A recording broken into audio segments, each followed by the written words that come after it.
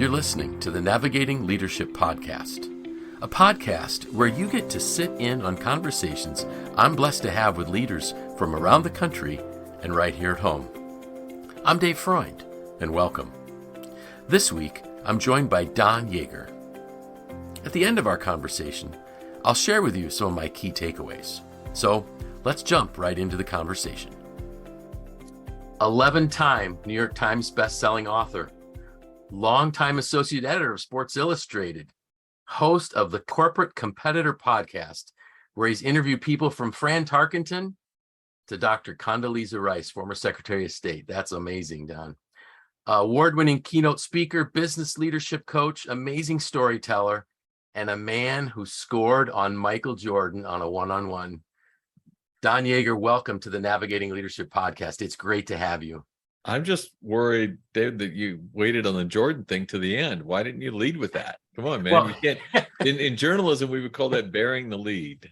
I just learned a lesson because my goal was to try to end that and to shape the whole thing by saying it. And Don, I love the picture of your kids, you know, that you shared with us. And my dad scored on Michael Jordan. So yep, that's right. They have bibs. That's what's good. They have bibs. Why don't you just quickly share with us, how did that happen? Oh, he does an event every year. He invites 100 guys who like to play the game as much as I do. I love basketball so much. I have a full court at my house. Wow. And guys, he brings them out. It's a charity event for several days in Las Vegas, brings in great coaches to coach you, and you compete against each other as teams over the course of 4 days. Mm-hmm. But on one day, he invites 20 guys out to go one-on-one with Michael. Wow. And anyway, my turn came. He had made the point that nobody ever scores on him, and the rules are he gets the ball first. Mm-hmm. And if he scores on you, then you're off. You're out of the court. If he misses and you get the rebound, then he guards you. Okay. And as you might guess, he scores on most people. So sure. When he got the ball and it was my turn, I just kind of trash talked him a little bit about the fact that I didn't think he could hit the shot outside, and he took a shot, missed, and I got the rebound. And then he comes out to guard me, and I challenge him by saying, you know, why aren't you as bad a defender as I was? And he says, you know, I'm not worried about it because you're there's no way you're going to hit that shot. And as he says it, I just go up with a shot, 26 feet, nothing but net. And that's awesome. Yeah. And so I talk about it in almost every speech that I give because that's great. Because I can, right? Because if you score Michael Jordan, you should talk about it. So absolutely. So as you know, when I went through your bio and I did some research on who you are, what an amazing life. Just, you know, from one of the questions that I didn't put on the thing that I was going to share with you is, how did you get into journalism? What drove you to or drew you into journalism? Actually, like many of the best things that'll happen in your life, it was an accident. Okay. I had my father was a preacher. We lived in Okinawa, Japan at the time that I was entering high school. Yeah. And he applied for a new church because he wanted my sister and I to go to school in the United States, mm-hmm. in the continental United States. And we end up in Indianapolis, Indiana. And on the night before school was supposed to start, I had signed up for ROTC because I thought I'd spent my life around many military folks. I thought the military might be a future for me. And the night before school was supposed to start, the counselor called and said, not enough kids signed up. They dropped ROTC as a program, but she put me on the student newspaper. Okay. And so literally by accident, I ended up working at the student newspaper, finding out how much I loved asking questions, mm-hmm. How exhilarating it was to satisfy my curious nature that way. Sure. And that I could write a little bit. And so the end result was a career that literally happened by accident. That is so awesome. So you've interviewed literally thousands of people, from athletes to, you know, traveling with presidential campaigns. So I was going to say, what's your most outstanding or favorite interview, but I can't do that. But Are there a couple that stand out as just like life-changing interviews? Well, I don't think there's any question that the opportunity to have spent as much time, and I know we're going to get into this, as I did with John Wooden, Yeah. not just the greatest coach of all time, but maybe the most extraordinary man um, I've ever met outside of my father. He is just incredible, and I had this opportunity to spend years with him in a mentoring relationship that changed my life, and uh, I would say that without question that is probably there. I would probably throw a couple of other folks in there as well, but Coach Wooden would be the guy that absolutely, he poured into me in ways that made me just a better father, better husband, better. Yeah. I'm a better person because I worked with this incredible man. Wow. Share with our listeners the story of the letters to his wife. Oh, so yeah, his wife, who was the only woman he ever kissed in his life, so she was his lifelong love. She died 25 years before he did. Mm. So he lived the last 25 years without his wife, but she died on the 21st day of the month. And so every month for the next 25 years, um, John Wooden got up in the morning on the 21st day and wrote his wife a love letter. And there were several times over the course of my relationship with him when I was there on the 21st, and I would have to sit in a corner waiting on Coach to finish writing his letter, lick the envelope, seal the letter, and he would go in and take it and lay it on her pillow, her side of the bed, and he would take last month's letter and put it in a box, and he had just boxes of these letters Wow. that he was writing her over all these years.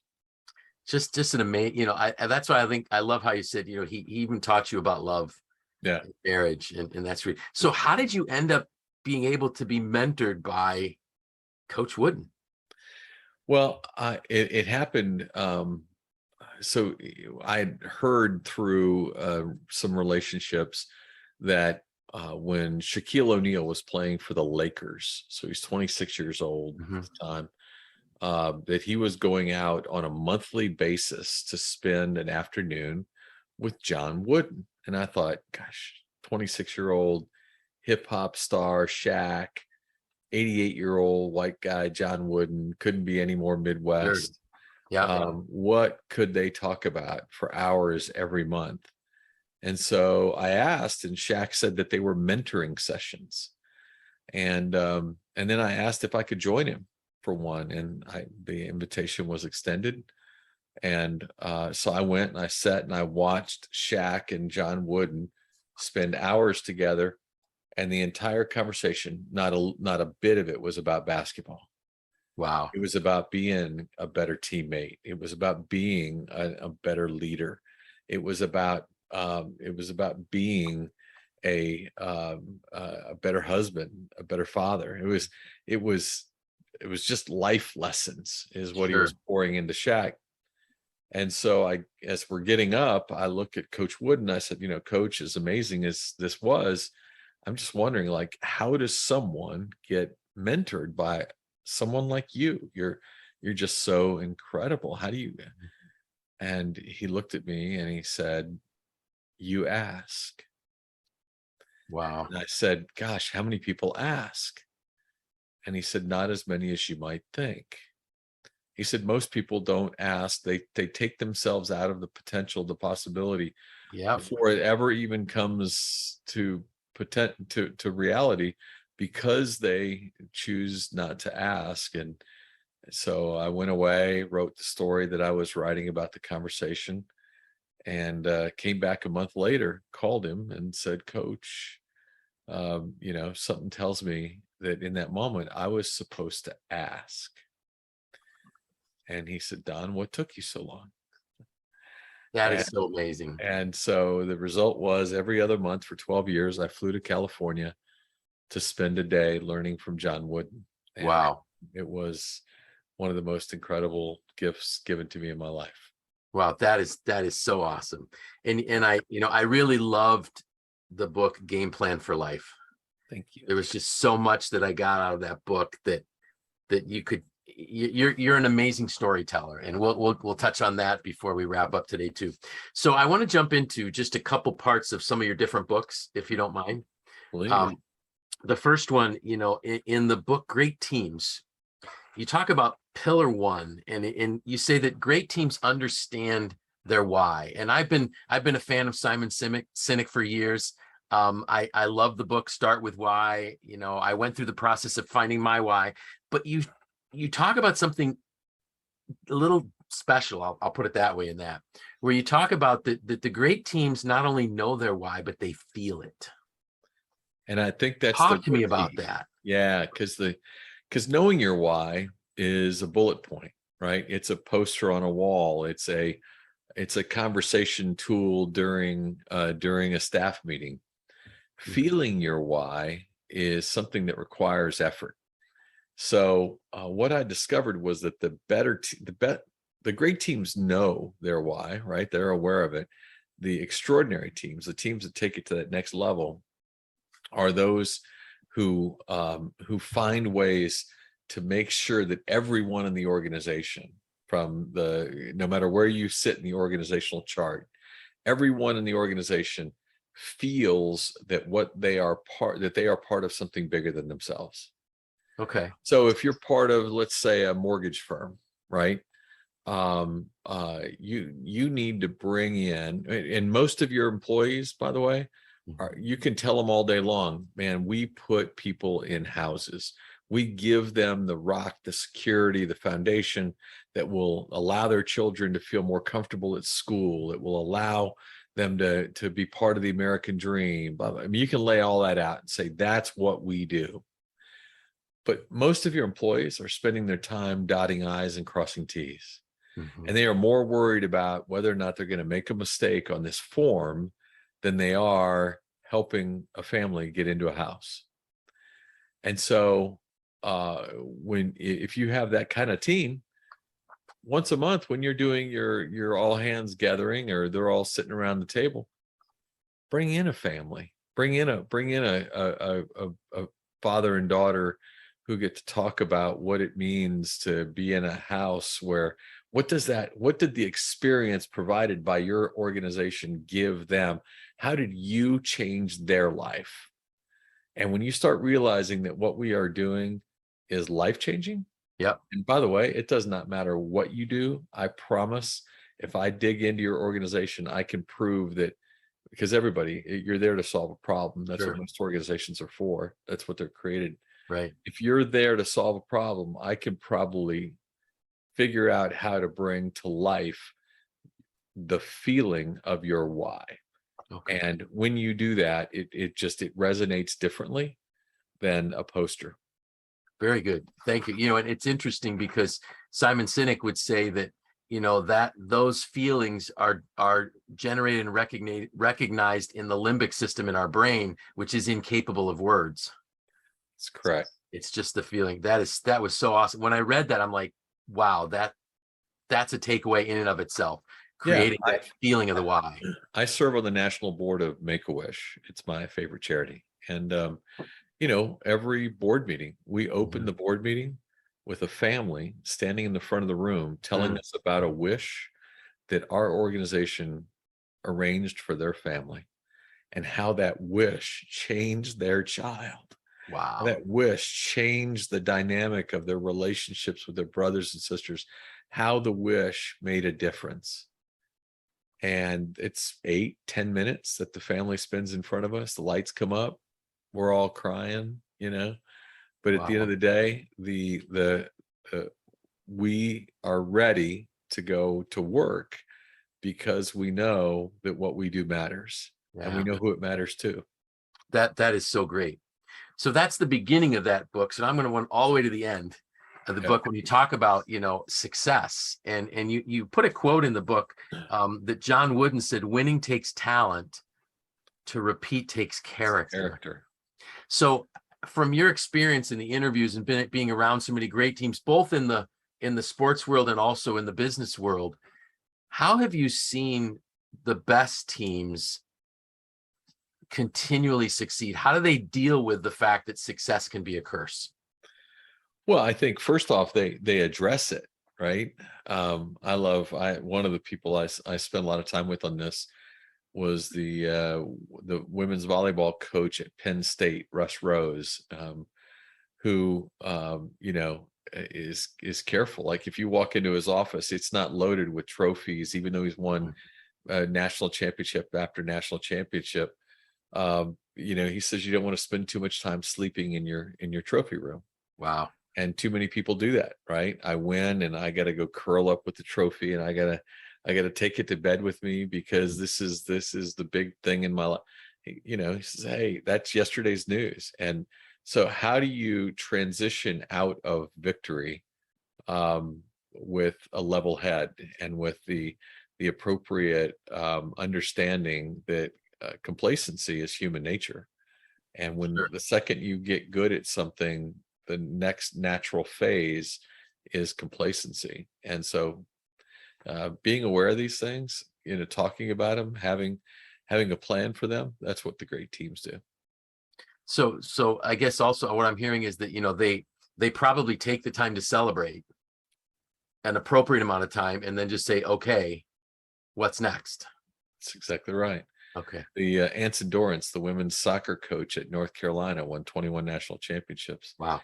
When they do their senior banquet after they've won a national championship, he doesn't give them championship rings. He gives the young women that play for him championship roses. And the point is that the roses are going to wilt, they're going to fade, the petals will fall off, and you'll have to go create a new rose, right? Love If that. you have a ring, you're busy wearing it all the time. You're reminding yourself, gosh, I'm amazing. Look at that. I got evidence of how great I am. And it's right there, Sure. at the end of my arm. And so he's constantly thoughtful. The great ones are thoughtful Yes. about, yes, celebrate. Roses are a beautiful celebration, Right. but they're not permanent, which is beautiful. That is really beautiful. So even the best fail. How have you seen the best and the most successful deal with failure? How do they cope with it and deal with it? Well, first off, they don't make excuses. That's again, we're going back to human nature. Right.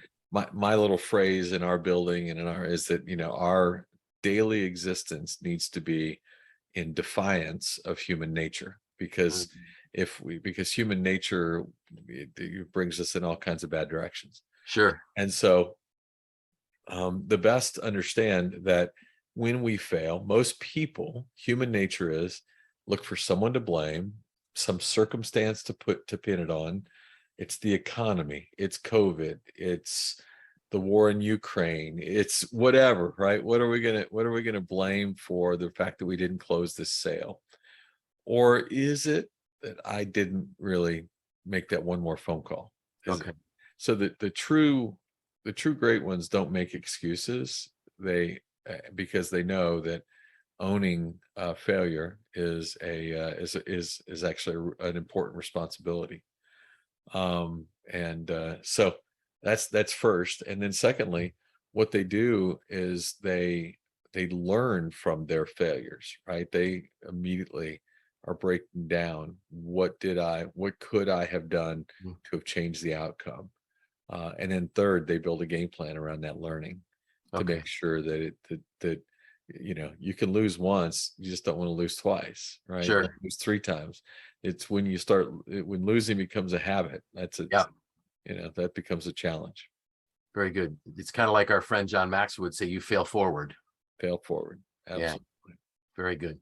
You had shared a story with us at Live to Lead last year that was about your experience with the dream team.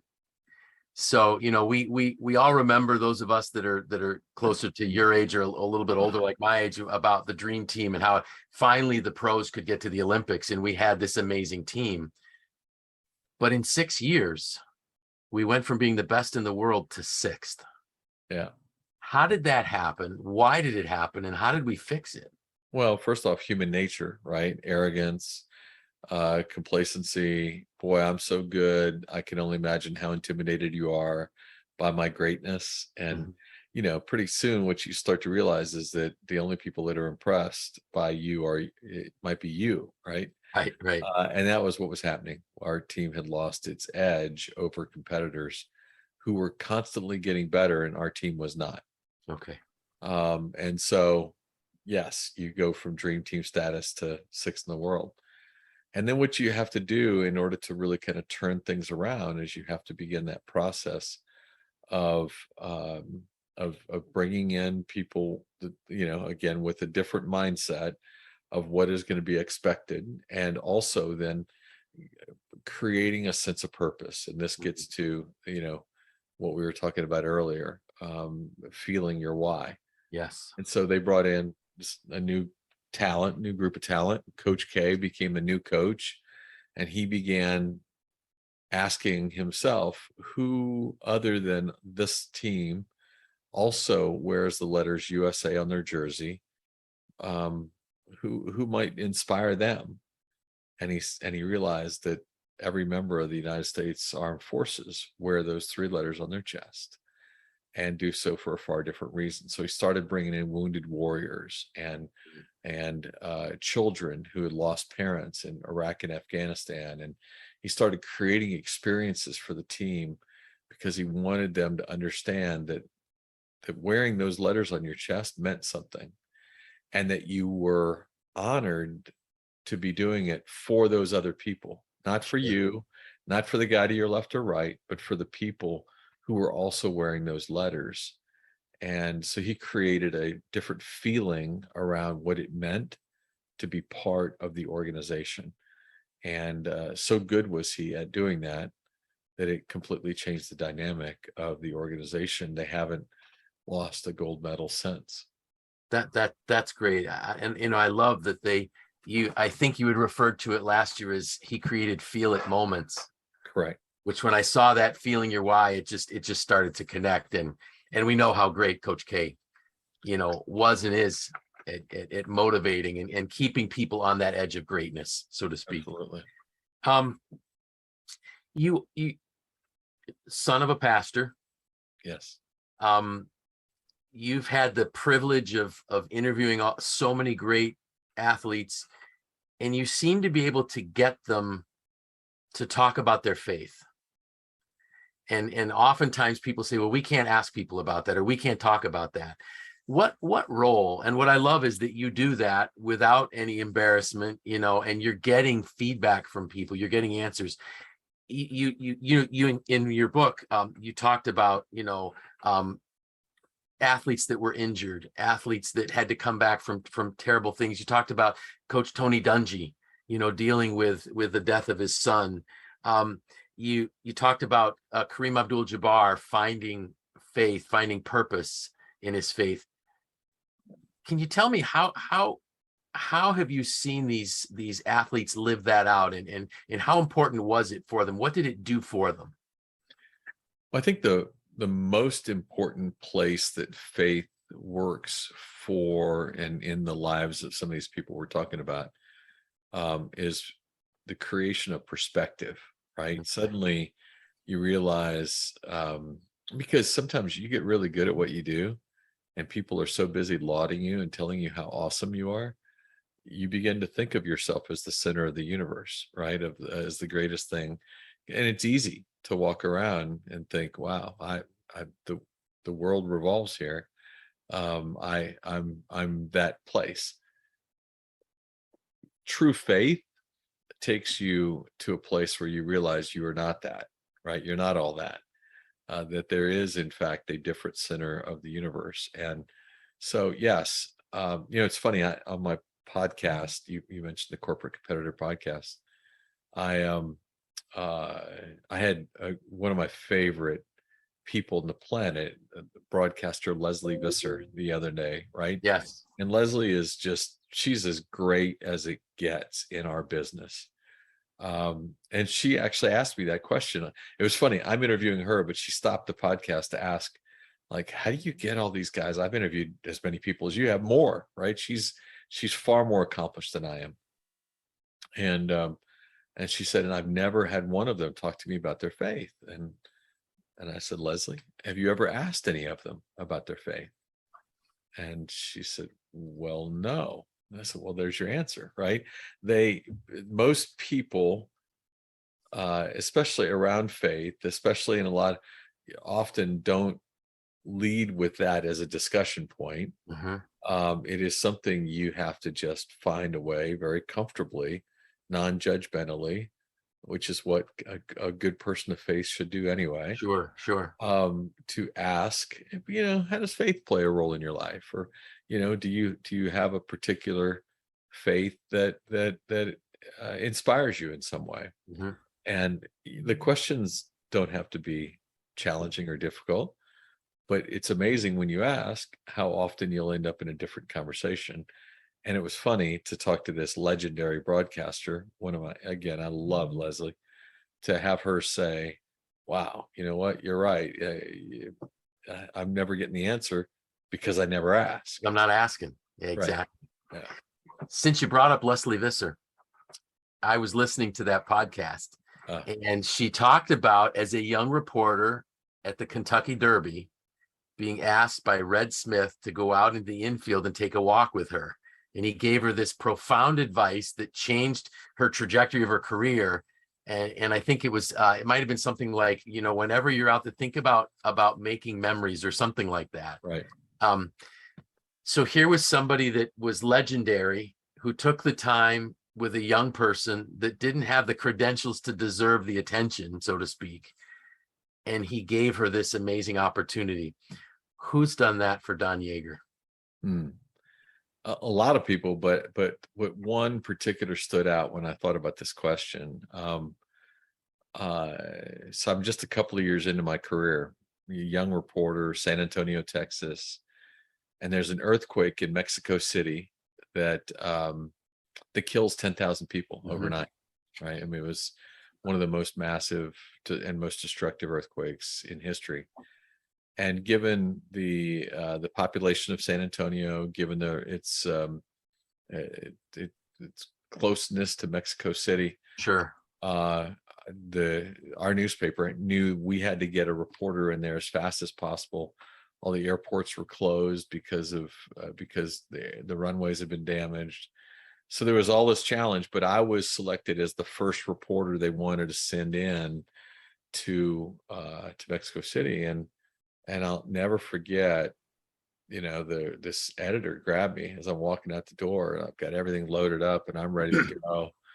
And he has this really profound line. And again, the line is rooted in history. There's a number of people who have said it, but he said, Don, remember that 10,000 people dying is a statistic, right? Tell the story of one, and it's game changing. Wow. Right. So don't go down there and get caught up in trying to tell a story about 10,000 people dying. Tell me a story that brings me into the moment, and it can change the way your reader will experience what's happening on the ground there. Wow. And it really hit me that the importance of storytelling. I know that was one of your topics, but beyond that, it also reminded me that too often in life, we think about these big numbers, or we think about these big, and they mean very little, right? You almost don't connect to them. But if I could tell you the story of one person, if I can touch you in some way, I can leave an impact. And so that was a real big moment for me, because it reminded me of what my responsibility is. Sure. Wow. And boy, you really took it to heart, because I wish I could say I read all of your work, but I wouldn't have had it. I wish I could say you did that too, because that would help put my kids through college. I wouldn't have the time in my life to read it all. You've written so much, but clearly you can tell you took that to heart, because you are an amazing storyteller. Condoleezza Rice, Dr. Rice. I think I've listened to that podcast 3 times, and I made sure you knew that I might ask this. What are some what's a takeaway that you took away from your conversation with her that just was amazing to you? I have to tell you, probably the one that really caught my attention, because I hadn't really ever thought of it this way. I was asking her, as she's a sports lover, right? She Yes. loves teams. First woman ever appointed to the college football playoff committee. And so I was asking her, gosh, as you're looking at teams, that you're looking at organizations, um, and you're trying to decide which one's better, give me one thing you look for when you're trying to evaluate Mhm. organizational capacity. And she said, you know what? I always look for the team that has an identity. If that team, if I know, if they know, if they can run it down your throat, and they know they can run it down your throat, it means that whenever it becomes, challenge time, right? That Yep. moment when everything is rough and tough, they can turn to their identity. Too many teams are busy trying to be a little of this and a little of that, and a little of everything. And the end result is they have no identity. Yes. And that's so true of our businesses. Yep. That's so true of our sporting, or it's so true of nations, right? What is your identity? What can we count on you to be when things are tough? Very good. Awesome. That's just great. So I want to respect your time. So I got two more quick questions. So our friend, mutual friend, Mark Cole, has said there's two good days in a leader's life. So what energizes Don Yeager when you're just down? What gets you back up? I have to tell you, it's interesting. It sounds cheesy, so hopefully it's okay. But I have the good fortune, over having written so many books, done so many things, that we get pretty consistently notes in from people, whether it's through social media, whether it's a handwritten note, whatever it might be, just saying, hey, that particular book you did about changed something for me, and I want you to know about it. And so sometimes, you get lost in all the challenge of what you do, and you forget that of who you do it for. And I actually have a little electronic folder on my Great. desktop where a lot of those notes end up. And if it's just a really rough day, some days you just go to the folder. Awesome. That's terrific. Thank you. My last question. From where you sit right now, what has Don Yeager the most excited? I am really excited about. So one thing I've always dreamt of or wanted to see happen was to see one of my books end up in a movie, right? End up as a movie. And right now we have several of them that are in, and it's a hard thing to do. Anybody who thinks, we read, adapted from this book or whatever when you watch a movie. But you think about how many books are written and how few movies are made, and it's so the odds are really slim. But I think we have a couple that are close, and Great. close enough that there will be a day that I'll be able to walk in someplace and see something that I took the time to try to learn and understand, actually shown in a different way to other people. And so that sounds pretty shallow to say that's what really kind of, but it's like a next generation for me. Sure. It's one more place where some of the things that I've grown to work to Mhm. achieve will be able to be shared. And so that for me is really that's a big deal. Great. And I don't think it's cheap at all. I think when if people know your books, if they know the messages that you put into your books, The Road to Joy with Scott Drew, the Work Done, the Walter Payton, all of those books are about people just achieving amazing things, relying on their faith and achieving greatness because within them was this potential that was used by God to do amazing things. you get that. You can't tell that story too many times. So I'm looking forward to it as you are when that comes And out. I'm not going to jinx it by mentioning any of them right now. Nope. I'm gonna just let you know that I think we're close, and Good. there's some neat things that hopefully will be on the horizon. Awesome. So I'm going to make sure that in our show notes we put down some links to the Corporate Competitor podcast. Also, any other links that you want to share with me, we can do that. We'll make sure that gets in there. I know you have some great online programs that are amazing. They're advertised in the podcast as well, but really thank you for everything you do for those of us that want to become better leaders. Thank you so much for giving me this time. I really appreciate it. And if there's anything I can do for you, you make sure you let me know. Thanks, David. My honor. And I'm grateful that you gave me this time as well. Great. Thank you. Wow, what an amazing conversation with Don Yeager. Here are my takeaways from John Wooden. All you need to do is ask. Most people don't ask and take themselves out of the possibility. I had to ask myself, how many times have I taken myself out of the possibility because I didn't ask?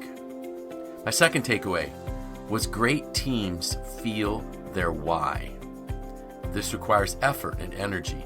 Your organization is there to solve problems. The great organizations change lives. And if leaders do their homework, they can help people feel their why. This was also an amazing takeaway. Don't spend too much time sleeping in your trophy room. Wow. The best teams address the reality that success can be a curse. And I love this statement. Give roses, not rings. I love the takeaways from the dream team. The competition is always getting better. Give them something to play for and create feel it moments. Coach K did an amazing job with the dream team and helping connect the best in the NBA with the best in America, which gave them something to play for. The advice that Don got: 10,000 people dying is a statistic. Tell the story of one. If I can touch you in some way, I can make an impact. Isn't that what leadership's all about? Leading individuals, leading people as human beings and not human doings. And then lastly, I love the insight that he got from Secretary of State Condoleezza Rice.